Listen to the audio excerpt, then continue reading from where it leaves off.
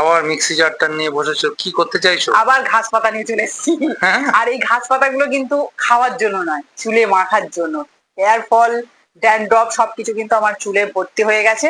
তার জন্য রাতে তেল দিয়ে রেখেছিলাম, আর এখন সকালবেলা কি মাখবো তোমাদের একটু শেয়ার করি।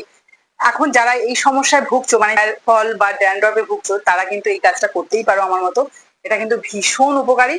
তো তার জন্য এই যে একটা অ্যালোভেরা নিয়ে নিয়েছি ডাল, আর এখানে নিম পাতা, জবা ফুলের কয়েকটা পাতা নিয়েছি, আর জবা ফুলও নিয়েছি।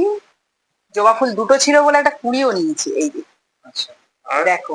আর নিয়েছি এই যে, এটা কি নাম আমি ঠিক জানি না, মানে এটা যে চুলের জন্য খুবই উপকার এটা কাঁটা সেটা কুলপো আমি নয়? জানি। কাঁটা কুলপো নয়, একদমই নয়।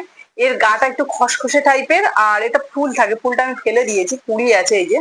আমরা ছোটবেলায় প্রচুর মেখেছি, মানে এটাকে বেটে ওই রসটা চুলের গোড়ায় দেওয়া হতো, বা নেড়া যদি হতাম তখন কিন্তু এই রসটা মারা অবশ্যই লাগাতো। চুল ঘন হয় এবং কালো হয়।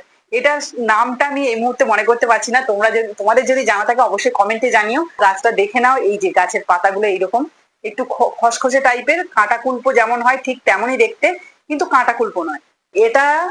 আর বাকি যে উপকরণগুলো নিয়েছি, ইনগ্রিডিয়েন্টস গুলো সবগুলো কিন্তু এর মধ্যে দিয়ে দেবো, দিয়ে ভালো করে পেস্ট করে নেবো। আর পেস্ট করে এটাই কিন্তু আমি চুলে লাগাবো।